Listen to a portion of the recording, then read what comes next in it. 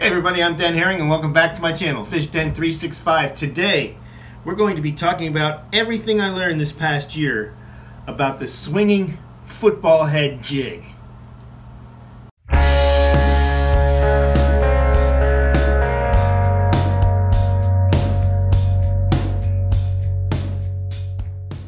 So first, let's talk a little bit about the history of this swinging football head. It came into prominence quite a number of years ago now from a gentleman by the name of Tommy Biffle. Tommy Biffle is a professional bass angler, and he had this Biffle bug. This is a big one here, a 5-inch Biffle bug.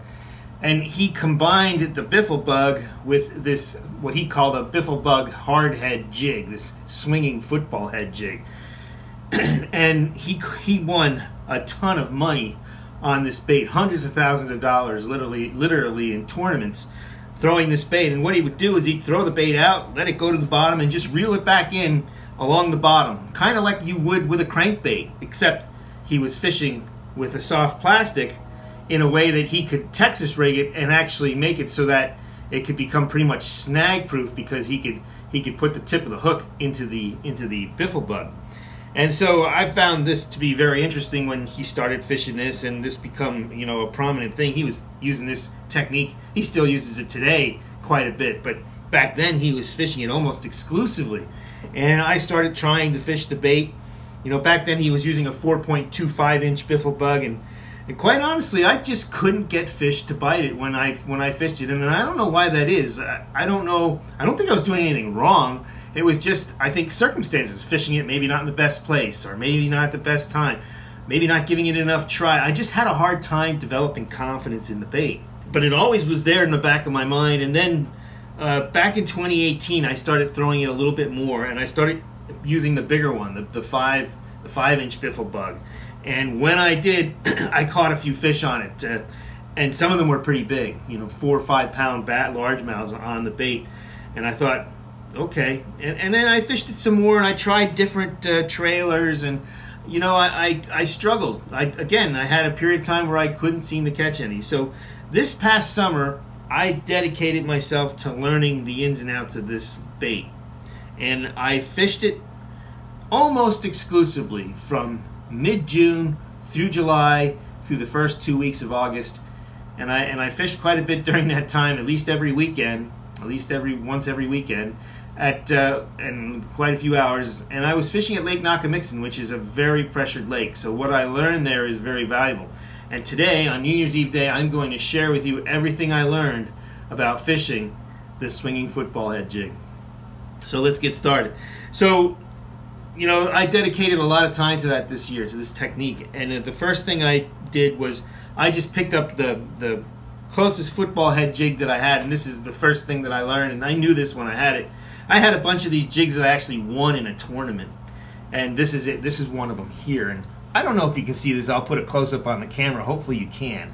The hook point on this is not cone-shaped. It's more like a wedge shape, and it's got cutting edges on it like a knife. And I don't like those kind of hooks. And the reason why I don't is because when you're putting a lot of pressure on a fish, I feel that those hooks could actually cut through their mouths and actually come out of their mouth.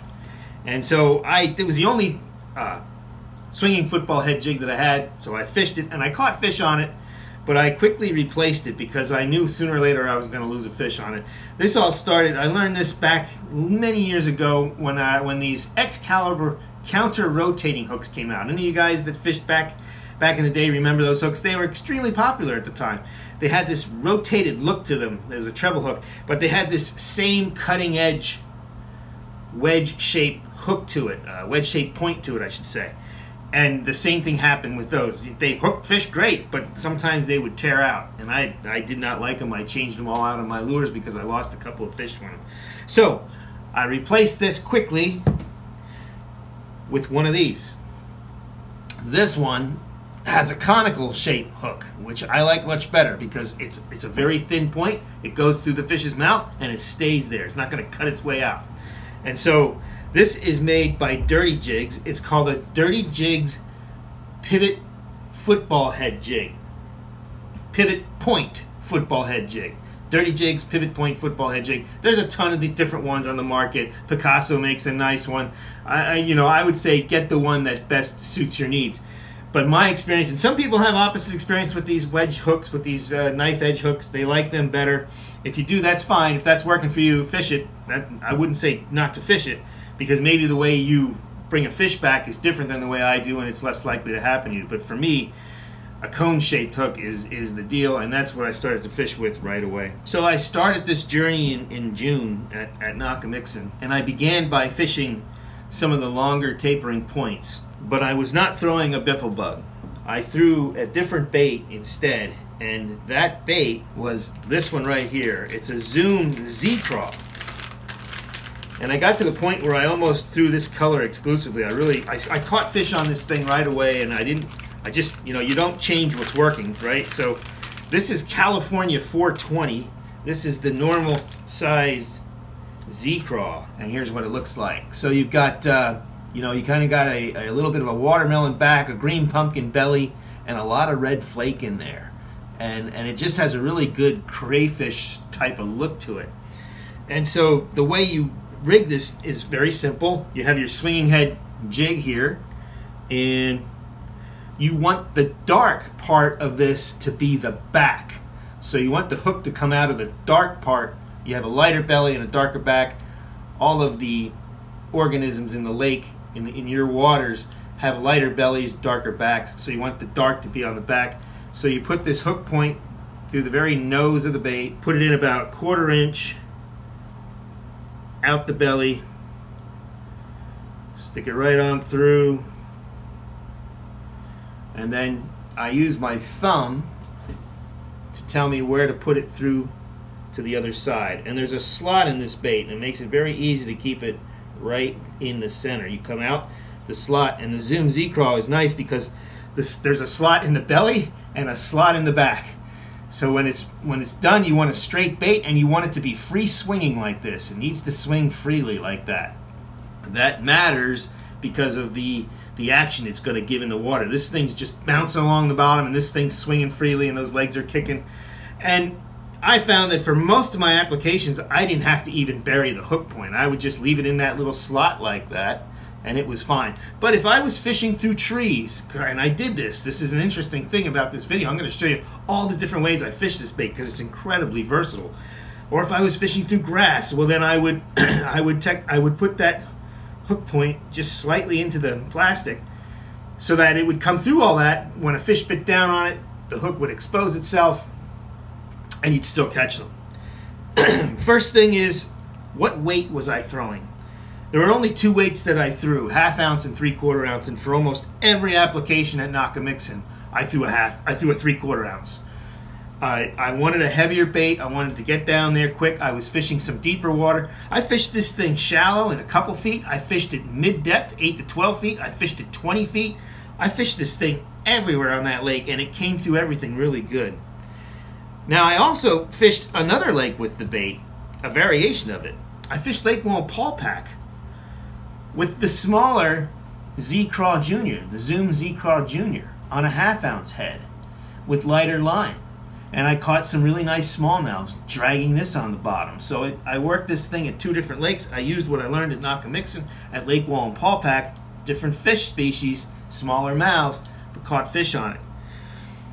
So when I'm fishing this one, the 3/4 ounce, generally at Lake Nockamixon, I'm using a jig rod, a 7-foot rod that's meant for jig fishing. I'm throwing it on 20-pound braid. I like spider wire braid. I like the yellow spider wire so I can see it. But I have 2 rod lengths of either 17 or 20, either 15 or 20-pound Invisex. This is fluorocarbon line made by Seagar Invisex. I used both 15 and 20 depending on how far down I want the fish to bait. Most of the time I used 15-pound leader, 2 rod lengths long of the Seagar Invisex because I wanted the bait to get to the bottom faster, and that little bit of a lighter line would get it down there.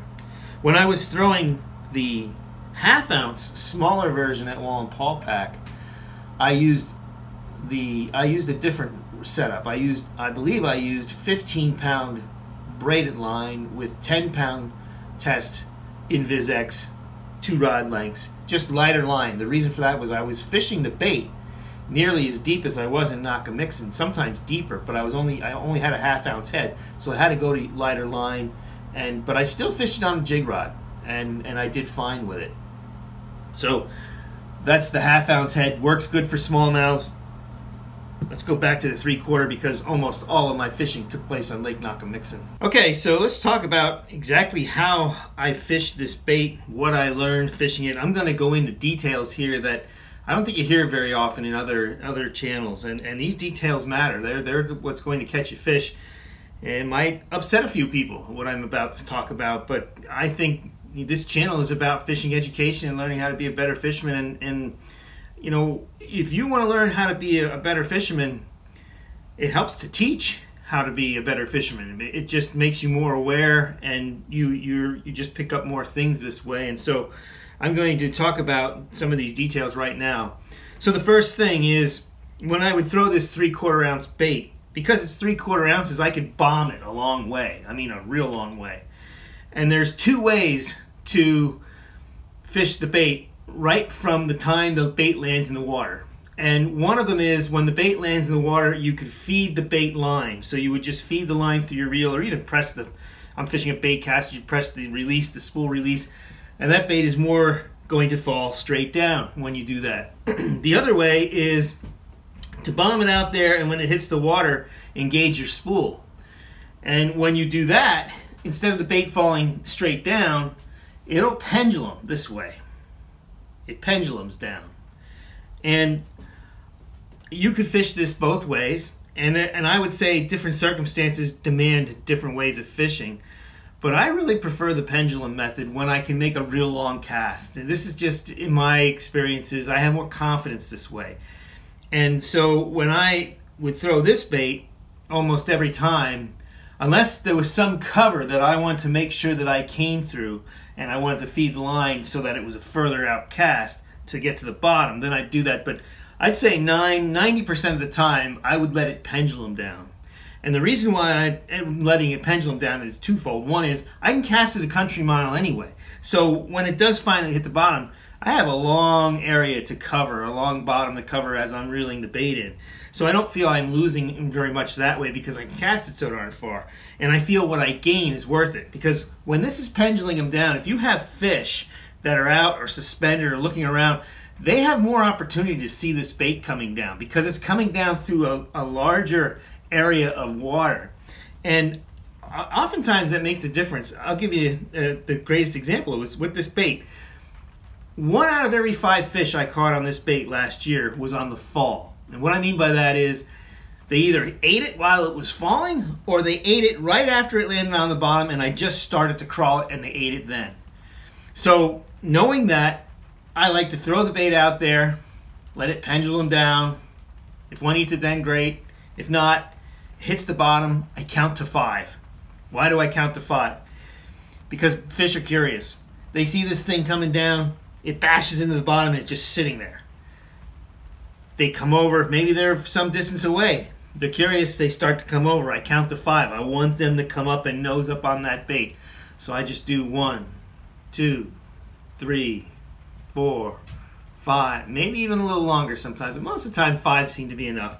And then I just start reeling it back. And 1 out of 5 times, my bite will either come on that fall or come as soon as I started to reel it back. And it wasn't always like that. Like some days I would get most of my fish on the fall. Other days they seem to want me to be dragging it on the bottom a while. But on average, 1 out of every 5 that I caught on the fall. Very important to recognize that, because you got to be ready for that hit on the fall. And I think a lot of that probably had to do with this bait that I'm fishing, right? It's this Z-craw. These tails, they make quite a bit of commotion on the way down. The bait is ribbed, so there's a lot of vibration that's coming off this bait on the way down. And I think that was one of the draws of the bait. So we talked about throwing it out. I prefer the pendulum. Sometimes I'll feed it if I want to cover more water. The pendulum seems to work best for me overall during the year. Now the bait hits the bottom, I count to 5, and I want to start retrieving it. How do I do that? What I found worked best for me was, well, first of all, when that bait's coming down, as that bait is falling, I have that rod in this position, and my finger is on the line right here. So I could feel anything that happens as that bait's falling. I throw it out there, I engage the reel, and I do this. I hold it at this position, about 10 o'clock, got my finger on the line, and I'm just letting it fall and waiting for it to hit the bottom. How do I know when it hits the bottom? Well, when it's penduluming down and it hits the bottom, my line's gonna go slack. All this, my line will be taut as it's falling, and then it just goes slack as it hits the bottom. Now I know it's hit the bottom. Once that happens, I point my rod down and to the side. So this would be my rod. It's pointed down at the water and not quite 45 degrees, but close to it. So if this is 3 o'clock and this is 12 o'clock, I'm right around that 45 degree, right around in between there with my rod down, and I start reeling it in. Why do I have my rod in that position? I found for me that if I have that rod down at that 45 degree angle while I'm reeling, I could feel more. If I was just pointing the rod right at the bait and reeling it in, I can't really tell what's going on so well. I can feel things through my line. It might even feel like fish when really it's cover. But when I turn that rod 45 degrees and I hold it down and I reel it, now I can feel what it's doing. I can feel that bait coming through some weeds. I can feel it hitting a rock. I can feel it going over a branch. I can feel a fish grabbing it and running off with it, which is how they ate it. They eat this thing pretty aggressively most of the time. Every now and then they'd grab onto it, it just got heavy and you'd have to pull into them. But many times they'd grab it and they'd run, like they had other fish around and they were trying to get away. So that's how I found it best to retrieve the bait. And I'm just retrieving it. I'm trying to maintain bottom contact. I want to feel the bottom in most of the cases. The only time that might not be true is if I'm throwing it over fallen trees, and we'll explain that in a little bit. But I just want to reel it in such a way where I can feel bottom. And oftentimes, the faster you can reel it, the better it is. You don't want to reel so fast that you lose bottom contact.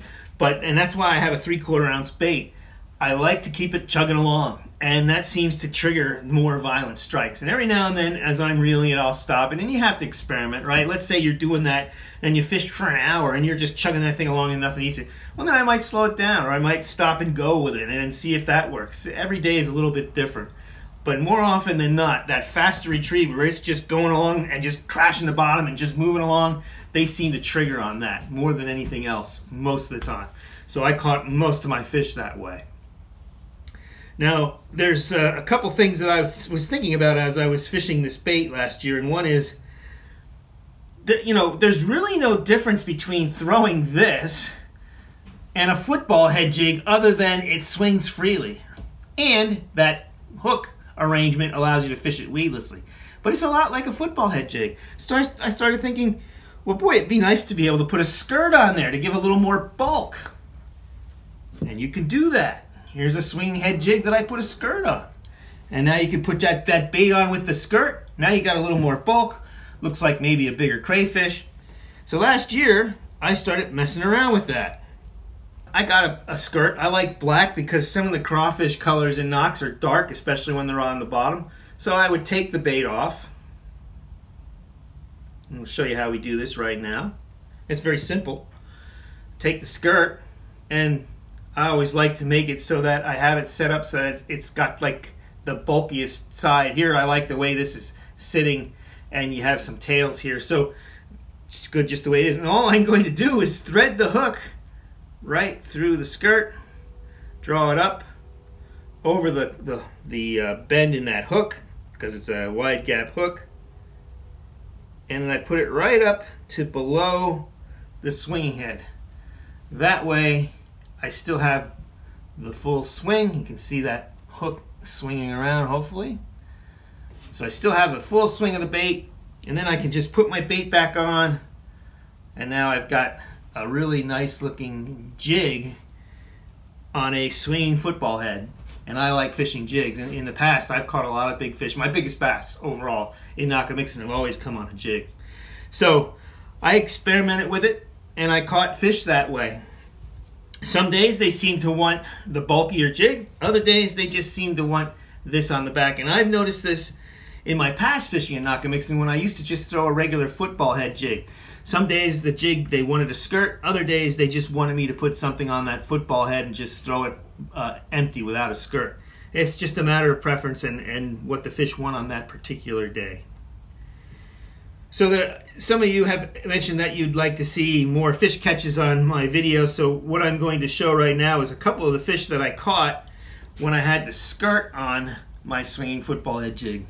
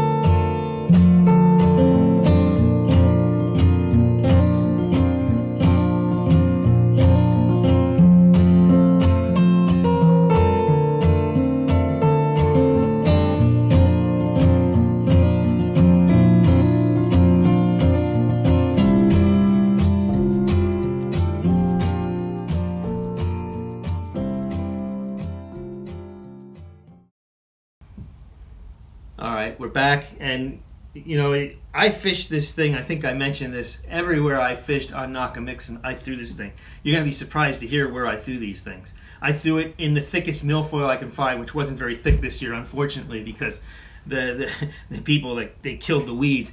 But they did thicken up a little bit later, and I was catching fish in the weeds along the edges. And this thing, this bait, it comes through weeds great because you can rig it weedless. And so it comes through everything really good. It comes through trees, comes through rock.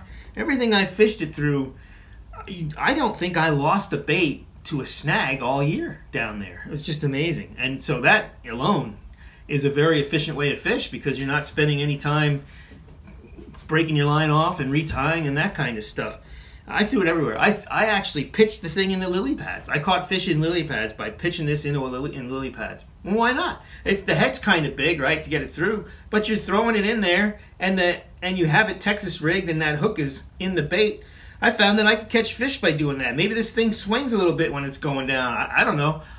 I wasn't dragging it on the bottom in the lilies. I was lifting it up and down, but I caught fish doing that. As soon as I found that 1 out of every 5 of my bites was happening on the fall, I started playing around with the bait on the fall, and so I started throwing it into trees and on bluff banks. And here's a fish I caught on a bluff bank where a tree had fallen out, and I was just fishing it right over and through the branches. Take a look.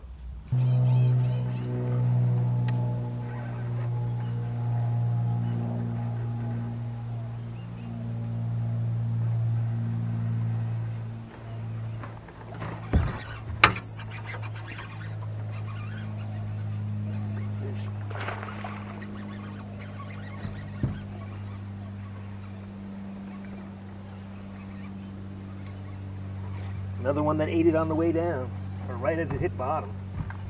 In a tree on me.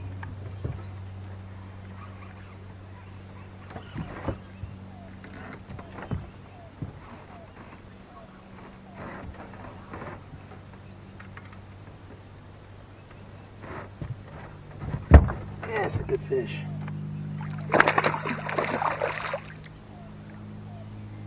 He's digging, but I got him. Alright.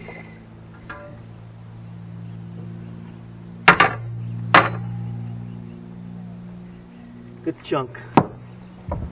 Good chunky fish right there. Nice one. Put him back. Usually what I would do is I would fish the bait without the skirt first, and if I didn't catch fish, I'd add the skirt, or I'd pick one up that had a skirt on it.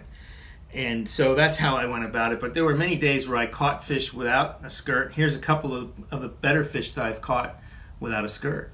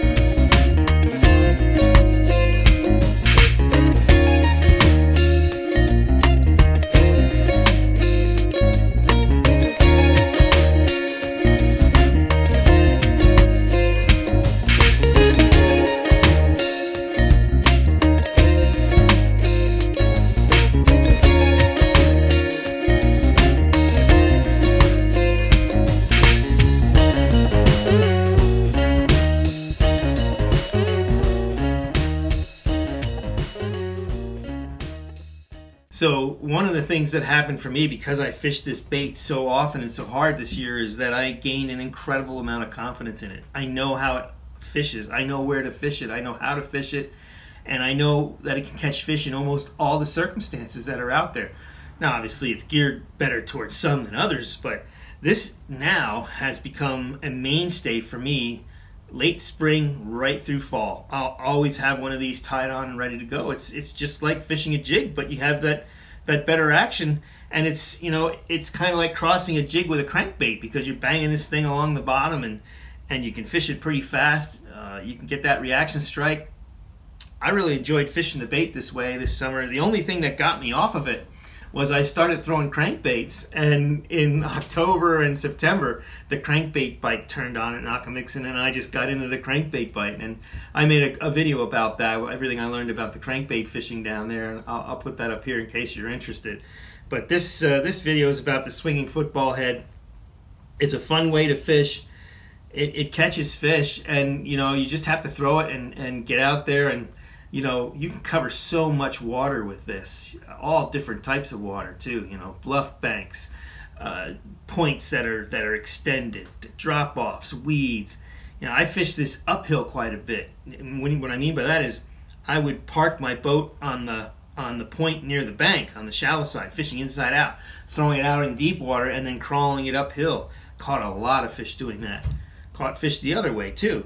That is one thing I want to mention that I learned with this bait, and this is something I've noticed with all baits, and it's a fine detail that most people don't even think about, and that is the direction that you're retrieving this bait mattered. And what I mean by that is, there was one area specifically on Nockamixon, and this was day in and day out every time I fished it, which was several times. If I was sitting and throwing the bait from south to north and then retrieving it towards me south, I'd catch fish. But if I was this way and fishing it, throwing it south and retrieving it north, maybe one fish, maybe 20 to 1. And I tried it both ways equally. It was amazing. I always would catch them. And you might say, oh, it was maybe because of the wind. The wind might have had something to do with it some of the time, but most of the time it didn't. A lot of times there wasn't any wind, and there really wasn't any current. The lake was low. There wasn't any water going through the dam. So, you know, I think a lot of it has to do with how those fish are positioned and what way they're facing. But sometimes it really matters what direction that bait is coming in. And you could be fishing an area that's got a ton of fish in, and if you don't know that and you fish in one direction and then don't try the other direction, you could be missing out on a whole bunch of fish. And the angle matters too. And what I mean by that is, you know, the direction is one thing, but maybe you need to be on an angle. You know, maybe it needs to be, instead of north and south, it needs to come on a 45. I've experimented with that as well. Maybe it needs to come out of deep water and up into shallow water, or from shallow down to deep water.